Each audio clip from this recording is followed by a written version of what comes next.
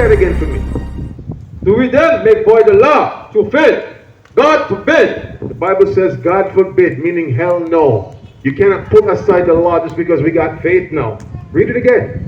Do we then make void the law? Do we then excuse the law through faith? Because we say we got faith now? God forbid. It says God forbid. Watch this. Yeah, we establish the law. The Bible says we establish the law. The law is our foundation. That's what we lay our foundation upon. But the question is this. Why do you feel it's okay to continue breaking God's laws? That's a good question, right, Johnson? It's a good question. Quick question before you go up the road. Now, quick question. Now, you see what's going on in the country, right? You see what's going on, murders, killings, all this stuff, right? They're saying violence is at an all-time high again, like it was before. Watch it. No. Wouldn't we have a better society if our people were keeping God's laws? But therein lies the problem. You got Christian pastors saying we're no longer under the law. How could that be? That's a good question. If we're no longer under the law, that means you can kill. True? Exactly. So that's a false doctrine when you go into church on Sunday talking about we're not under the law, we're free from the law. Where they get that from? That ain't in the scriptures. What they do is this. They misinterpret Paul's words, right? And when Paul says we're not under the law, all Paul is saying is this. When we got scattered in captivity, the jurisdiction that we're under right now is the places that you've been scattered into. That's the laws you're living under. Like for instance, here in St. Kitts, what law we're living under? The British Commonwealth laws, right? But does it mean because we're under the British Commonwealth laws, it's okay to break God's laws? No. Because what if they now legalize homosexuality in St. Kitts? Does it make it okay for you to do that? Exactly. That's all Paul was saying. That we're not under the laws of our land in Israel that we were once living under. But it doesn't mean you could now go and break the law. Does that make sense? That's all Paul is saying. Right. So now, give me the law. Leviticus 21 and verse 5. We're going to show you something. Now watch this. Now, we just proved that the law is not done away with, right? Watch this. Give the young man a flyer. Watch this. The book of Leviticus, chapter 21, verse 5. They shall not make boldness. Now we're reading the book of the law. It says they shall not what? They shall not make boldness. So these laws were given to the Israelites, God's chosen people. Look at us. We around here don't know who we are. These are God's chosen people. Kings. Royal people. They got royal blood flowing through their veins and they don't know who they are. Watch this. It says, these people shall not what? Shall not make boldness upon their head. So God gave us laws, but here's the problem. We're not keeping that. We're making baldness on our head. Watch this. Neither shall they shave off the corner of their beard. Neither shall they shave off the corner of their beard. So as a man, according to God's laws, you're supposed to have hair on your head and you're not supposed to shave off your beard. Where did we learn that custom from? That it's okay to shave off your beard and it's okay to shave off your hair. We learned that from the Europeans. So now we got the New Age Negropeans, right? The New Age Negropeans said, you know what? I'm going to shave off my beard. I want to look like the white man. That's where we get that from, because when we was in slavery, they never want us to look intimidating. They say, hey boy, cut off that facial hair off your face, boy. Don't you eyeball me, boy.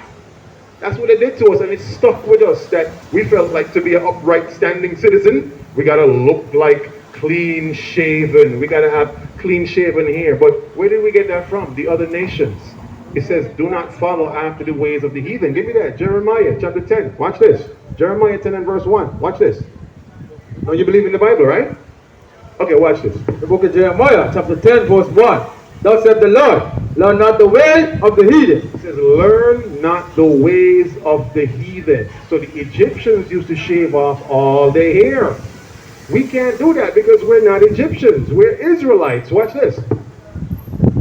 And be not dismayed at the signs of heaven. Don't be dismayed or confused at the signs of heaven. Why? Because the heathens, like for instance, the other nations, like the Chinese and the Japanese, you know what they worship? When you go in the stores, what you see on the shelf? A nice little statue, right? That's what they bow down to. And they go and they pray before that thing every day, that you come in their stores and buy from them. So they're thinking that you're helping to bless their business. That's their prayers getting answered from their little Buddha statue that they got on their shelf. But our God is who? The creator of heaven and earth, right? Right. So what we got to do, we got to follow his rules. We got to follow his commandments. Otherwise, what's going to happen to us? What you see happening around St. Kitts? Men and women dying. Now they ain't afraid now to shot women neither. Now you see that. Now I heard she got caught in the crossfire, yes. Right? Condolences to her and her family. But this, we don't want to see this thing happening no more. So what we're doing is we're educating our people, telling our people this is what we got to do so that this thing stops happening. We want to see a better society, but it starts with us. It starts with us doing what? Keeping God's laws. So the first thing you're going to do, my brother, is come out of that Christianity mindset. Christianity has destroyed us. Christianity has told us that it's okay for us to go to church on Sunday. I got a question. Where it says go to church on Sunday? Didn't it say keep the Sabbath day holy? So when a Christian pastor is talking about, oh, it's okay to go to church on Sunday, that ain't in the Bible. Where we get that from? Let's show you. Exodus 20 and verse 10. Watch this. The book of Exodus chapter 20 and verse 10. But the seventh day. But the which day? The seventh day. No, go to church on Sunday. The seventh day. No, any day you want. The seventh day. I heard one young lady pass up here last week and she said, oh, you can worship any day. We're not talking about worshiping God because you worship God with your lifestyle. We're talking about the day that you keep holy. It's supposed to be a specific day. Read it again. But the seventh day. But the seventh day. Didn't say Sunday. Sunday is the first day of the week. Right? So here's the question. Where we get that from? White supremacy Christianity. Do you know that Christianity is white supremacy? Take a look at this. When you were small, didn't they tell, hold it to me, Brother Brian? When you were small, didn't you grow up with this image on your grandmother's wall and she thought that this was Jesus Christ? Yeah, we saw Granny with this on her wall. Where did they get this from? I'm going to educate you for a little bit. This guy, his name is Cesare Borgia. He's the son of Pope Alexander VI. His father, Rodrigo Borgia, paid Leonardo da Vinci and Michelangelo thousands and millions of dollars in gold and in silver to paint his son as the depiction of Jesus Christ. That's where they get a white Jesus from. He came all the way from in the 14th century. He called it the Renaissance era or the Renaissance period, where the Europeans, they kicked out our people out of Europe and they say it's going to be the new age, the rebirth. That's what Renaissance means, the rebirth. The rebirth of white supremacy. That's where we get white Jesus from. But we're going to show you something before you go up the road. Revelation 1 and 14. We're going to show you what Jesus Christ actually looks like in the Bible.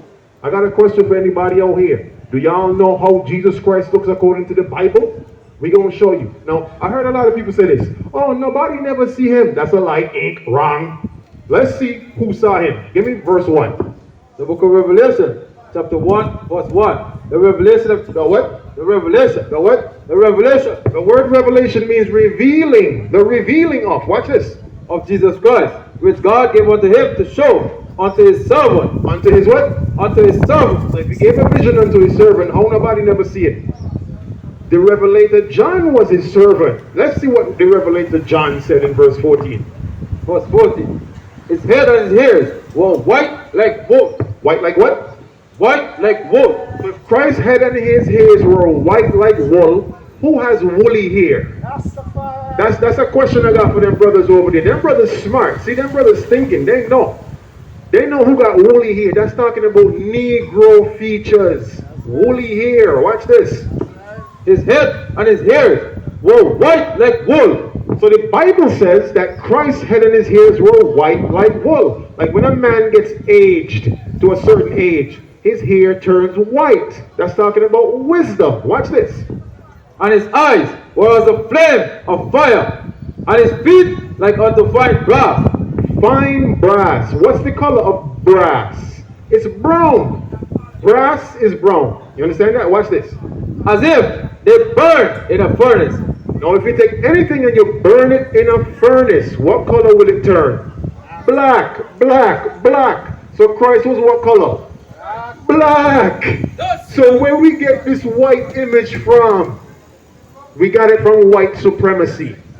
And guess what? Christianity is white supremacy. Christianity came from your oppressor.